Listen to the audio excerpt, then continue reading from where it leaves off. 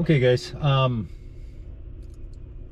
lot of people been talking hotshot trucking business, whatnot. And hey, is now a good time to get into the business? That's always the question, right? Is now a good time to get into the business? Well, it is mid-December, 2020, and if you go on a Facebook, whether it be some hotshot page, flatbed, dry van, whatever, semis and stuff, pretty much all you're going to hear is just a bunch of bitching about the rates, how horrible everything is, people going out of business, just how crappy the trucking business is right now.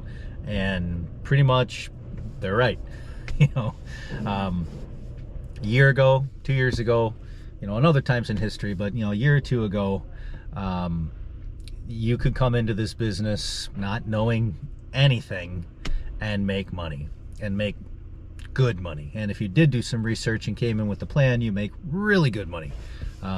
It was a nice business. It was actually too good, part of the problem. And so many people came into the business so fast, and there's other things that go along with it, that it just really has driven the spot market rates down. Spot market is your load boards and such. So question, is now a good time to get into the business? Keeping in mind that the general stat is 9 out of 10 trucking businesses fail in the first year. Is right now, December, a good time to go in? Yeah, it's fine. I mean, it really is. There's no bad time to get into the trucking industry. But you have to understand what it is right now, and you have to have proper expectations. One of the good things about coming into this business in a down economy, when it's not that good, is it really forces you to have an actual plan, to really research your costs, what your costs are going to be, to research the market, and to hopefully get customers before you even buy your truck.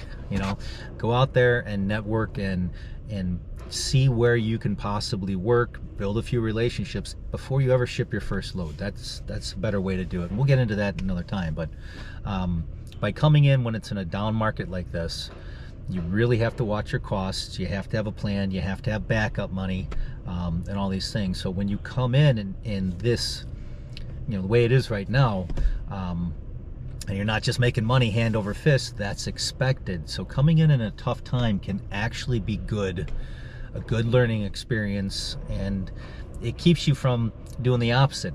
A lot of guys come in when the market's really hot, and they go and they're making money hand over fist, and they're buying new cars and maybe moving to another house and buying the wife this or the husband that, or whatever it is, spending money like it's just raining from the sky, because it almost is.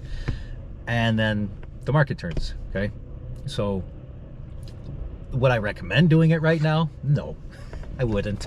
It's really rough. But if you want to do it, feel free to leave me some comments, hit me up on a DM or something like that, and I will I'll talk to you and do a little bit of coaching the best that I know how. Best way to do, to get into the business is to have an actual business plan. It can be a very simple business plan, but part of that plan is to know your cost of operation. Too many guys get into this business, so, well, my truck is paid for, my trailer's paid for, I don't have a truck payment. Yes, you do, okay? Because after a year, after 2 years, after 3 years, whatever that time period is, you're gonna need another truck. And so you're either going to have to pick up a hefty truck payment at that point in time because you haven't put any money down, or you've been making a truck payment to yourself this entire time, so that you can actually go out and buy another truck. The only time you don't have a truck payment is when you've saved enough money to buy the next truck, but you don't need it yet. Okay, now you don't have a truck payment. If you're the type of person that says, well, I'm just going to keep my truck and I'll keep the maintenance up on it and things like that, well, that's great, but engines only last so long, transmissions only last so long, rear ends only last so long. At some point in time, that truck is going to need a full rebuild. And on a semi, that's $25,000 to $40,000 for an engine, and I don't even know what they are for transmissions. On a diesel pickup truck or something, you can easily drop 15 grand on an engine, and whatnot. So you have to have that money set aside. So before you even get into this business, what do I recommend? Well, you need to have enough cash on hand to operate your business for a week or two. Okay, that's the one thing. I'm going to assume you're going to use a factoring company, and we'll talk about factoring companies. But basically, they buy the loads from you after you've done, and they pay you right away. They take a small commission, usually about 3%, you know, plus or minus a little bit. So you're going to run your loads for a few days or a week. You're going to give them to them, and by the end of the next week, you're going to have your money. Yes, you can submit your stuff every single day, and they will process it, and they will transfer it to your bank account. And however long it takes your bank to do ACH transfers, which they say is overnight, but normally it's 2 days. So within 2 to 3 days, yes, money will be in your bank account once you submit those fees. But that's 2 to 3 days. So you start on Monday, you finish your load on Tuesday. If you're lucky, you submit it. That's Wednesday, Thursday, Friday. Maybe there's money in your account. Otherwise, it's the next week. So you have to have enough money to do your first week, okay? First week on expenses and such. You should have enough money to buy an engine for your truck, you know, something like that. My opinion only, because let's say you're going out in a pickup truck. You got a 1 ton or a 3/4 ton. You're doing HOTSHOT, and yeah, I've had this truck for 2 years. It's never given me a problem. I've towed my camper, you know, all that good stuff. Okay, great. Now you're talking about putting a heavy load, you know, on that truck all day, every day, for weeks and weeks and weeks and weeks. And you know, there's a big difference between hauling your camper on the weekends, you know, up to wherever you're going, and hauling that, you know, 10, 15, 20, 30,000 pounds behind you, up and down the mountains, through the desert, you know, in the snow, whatever, for 11 hours a day, 6, 7 days a week, you know, or 5, 6 days a week, I should say. Things will start to go wrong with that truck that you wouldn't have found out for, you know, 50,000 or 100,000 miles. And a normal truck, you're only driving those things, you know, people only drive 8 to 12,000 miles a year. Well, I do 3,500 miles a week. Okay, so I'm doing a year every 3 weeks for most people, you know. So that stuff will come up much faster. Not will, probably will come up much faster. So you got to have that money. Now, when's that engine going to break? When's that transmission going to break? Is it going to be in your first week, your 31st week, your 151st week? I don't know, and you don't know. The problem is let's say it happens in your 4th week. So now you've been running, and you're starting to make a little bit of money coming in, but you haven't been able to save anything or whatever, and all of a sudden you need a transmission. That transmission is going to cost you $3,000, $5,000. Okay, great.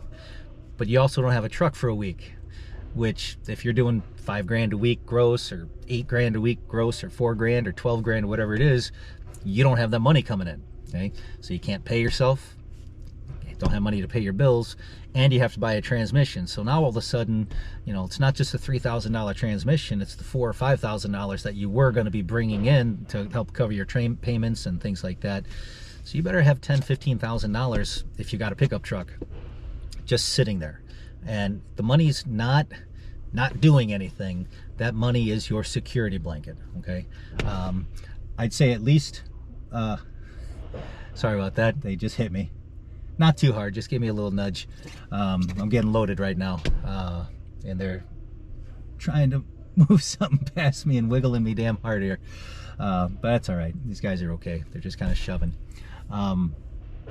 But anyway, you got to have that money sitting there. If you don't have, you know, 10 grand, if you're going in hot shotting, after you've done all your outfitting for your truck, after you've done everything else, if you don't have 10 grand, that's just the number, 15 would be better, you shouldn't do this, my opinion only, because if something happens and you don't have the money to cover it, you're done, you're out of business. Okay, and it's a very short-lived career.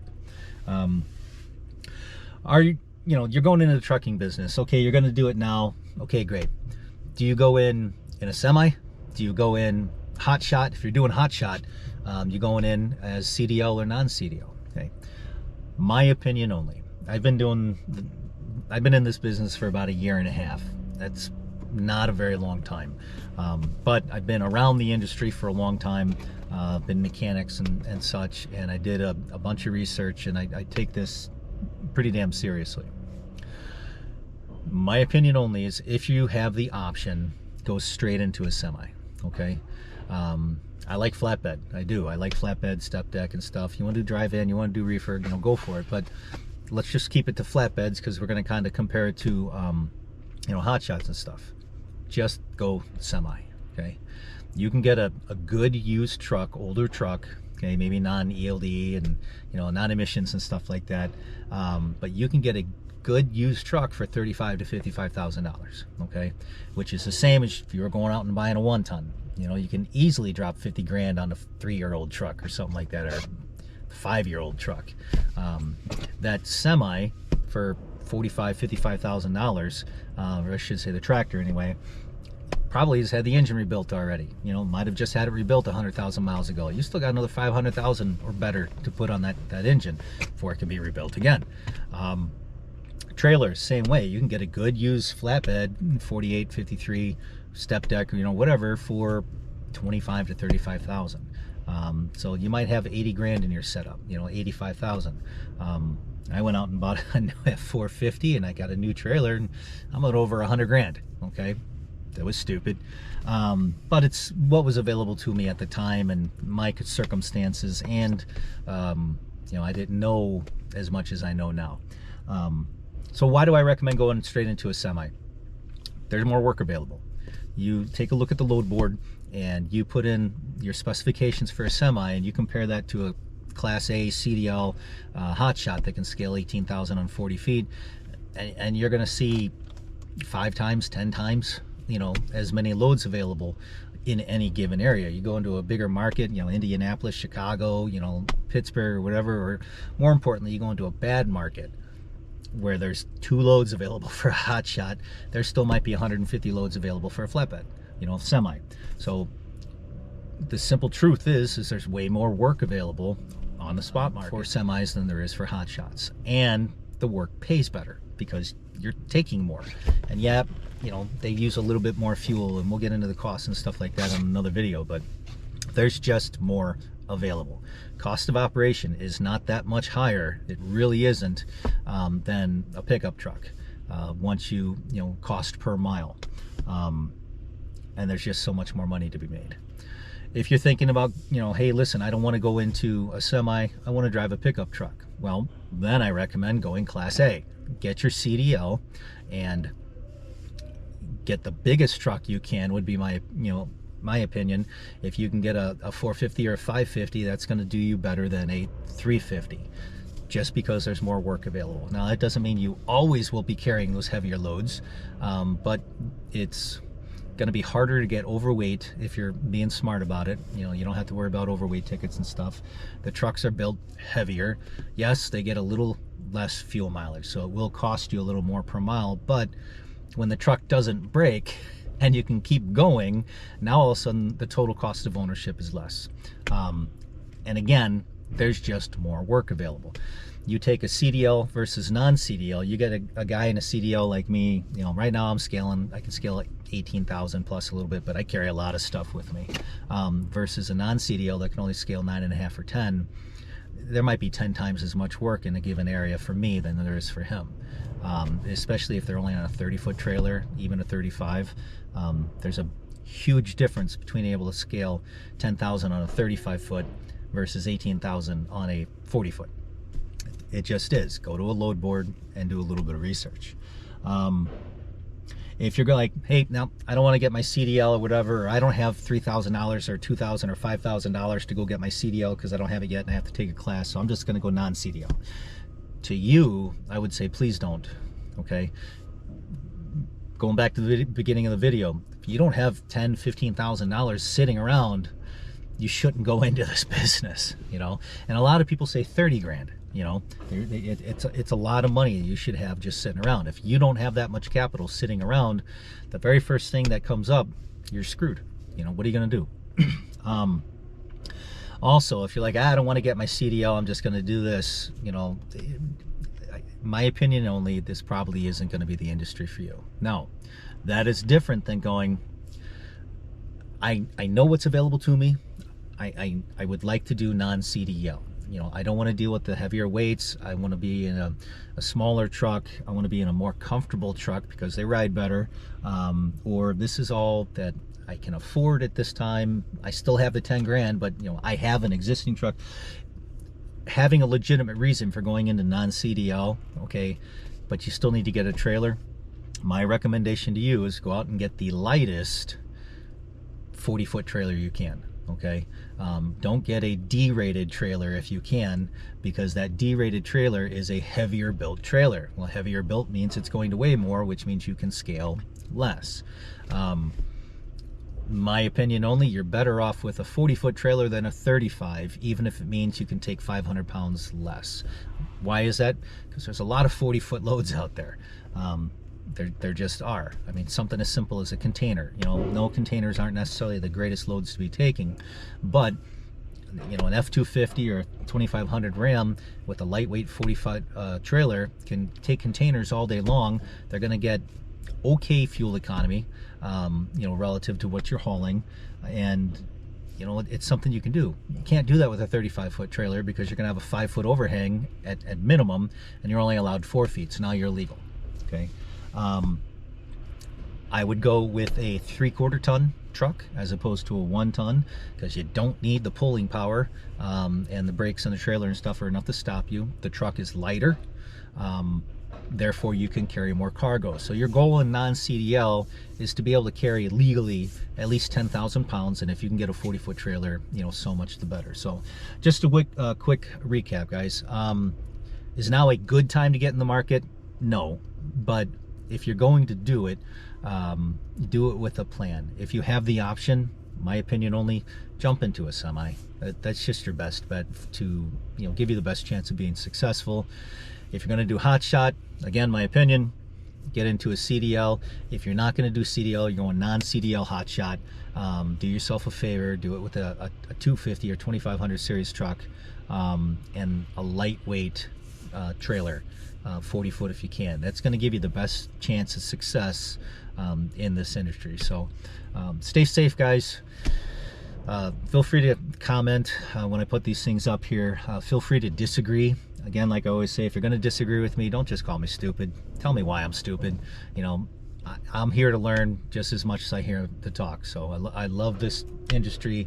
I'm trying to grow the business, and I love helping other people do the same thing. So thanks, guys.